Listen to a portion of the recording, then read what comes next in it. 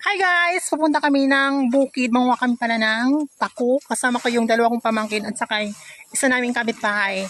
Tara guys, samahan nyo kami ang manguha ng pako.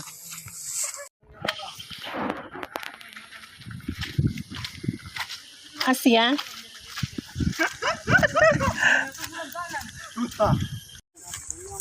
Tara, may itsog. Nanaka? Asya?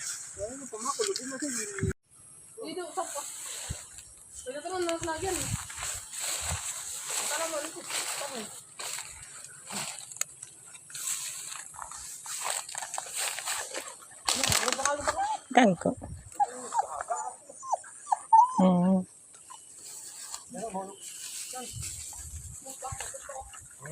Ato ka pakyo dito, oh. Ay, dito sa baba.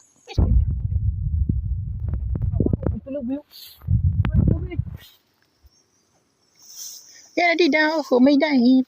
Wala nga ni.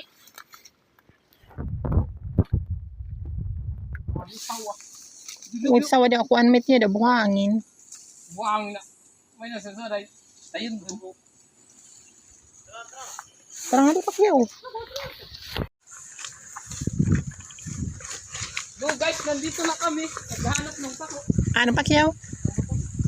Hala, pakyo. Sige na. Guys, nandito pala yung yung veterano sa sa pako. Siya po yung yung tinaguri ang hunter ng mga pako hustler. Walang iba kundi si Pacquiao Rubiano. Asya. Diringan. Bilyamor nga yan niya, diringan. May mga ulo. Iglayan na. Nakausap na nam. Marang sa may kirit kuan. Ng kahoy. Gira na doon pati kuan. Ano pa ako na binutan. Naya.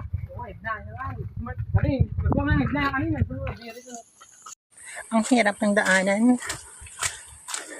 Maulan kasi ngayon guys, kaya sobrang putik ng daanan. Tapos ayun, naka-chinelas pa ako, kaya ang hirap. Magsasakay sana kami ng ng bangka. Kaso isa lang yung bangka na available nandoon sa sa may Pantalan. Yung balak namin sana manghiram. Kaso isa lang yung available na bangka. Kaya ang ginawa namin, naglakad na lang kami dito sa gilid ng ilog. Mas maganda sana kung nakahinga lang. Maganda sana kung doon kami kung nagsakay kami ng bangka kasi maraming pako doon sa gilid ng ilog. Tingnan nyo guys yung nahanap kong pako. Ang liit, di ba? Mas maganda sana kung sumakay kami ng bangka kasi yung mga malalaking pako, matataba, nandoon talaga sa gilid ng ilog. Yung nangyari, isa lang yung available na bangkang disagwan, apat kami, hindi magkakasya yung apat na tao. Kasi kasama ko yung dalawa kong pamangkin na lalaki, tapos yung isang kapitbahay namin. Hindi kami kasya sa isang bangka kasi medyo maliit yung bangkang disagwan namin.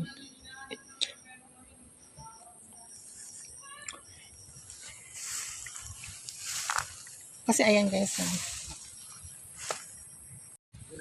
So, bali yung gagawin namin, lilipat kami ng pwesto kung saan maghahanap kami ng pako ulit doon sa banda doon. Kasi dito sa gilid ng ilog, wala kami masyadong mahanap na pako at saka masyadong maliliit yung mga dahon niya.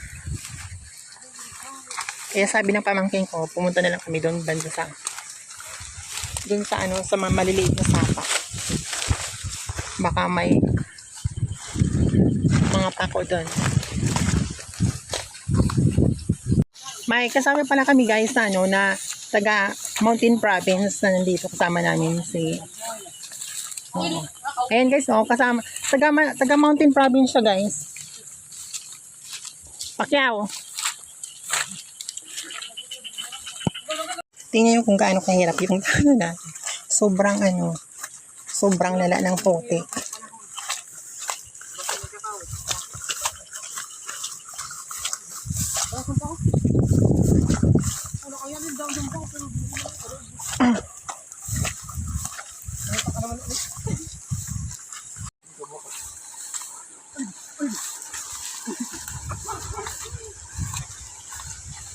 Story time muna tayo guys.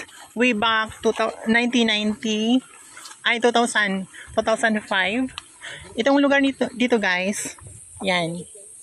Doon kami nanguha ng ng bayabas kasi ang daming doon puno ng bayabas. Kasama yung mga kababata ko noon. Hindi lang guys, hindi lang bayabas yung marami dito. Siya, yung exotic na na prutas kagaya ng igot. Yung igot na tinutukoy ko ay kamukha siya ng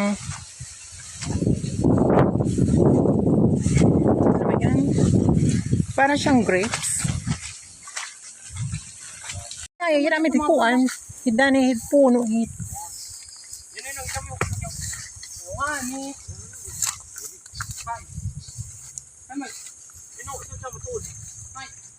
Wala gaya ng mga kuwantig na ayak. Parang summer ita dahil yada mao ito main sayo. Yada ma. Nakila ka na kumay. Yada mao ubos yada mao baga. Kaya rito nung boss. Yada man ko yada gad ko Bugto ka nito. kulang.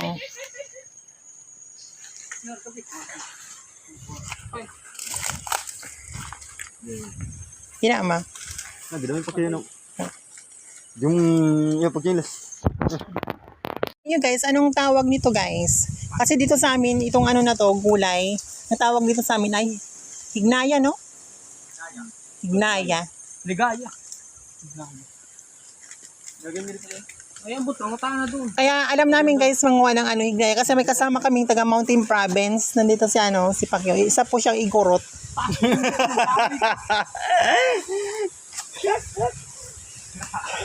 Hindi guys, Purya Biro, taga talaga siya, Mountain Province.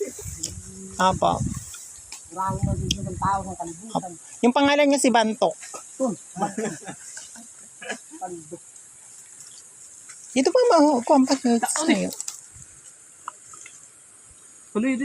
Ito guys, yung yan, yung hignaya. Ito guys, yung hignaya. Hignaya ba to? Kayo guys, anong tawag dito sa inyo? Hignaya dito sa amin, no? Ha? Ito, Naubos na? Ito, Demonyo mo. hignaya. Yan o. Kamag-anak siya ng ng porn. Ay, hindi ko alam. Ayan. Tapi, jadi pa mau. Mark, di lugo hikuan. Mga kwam. Ah.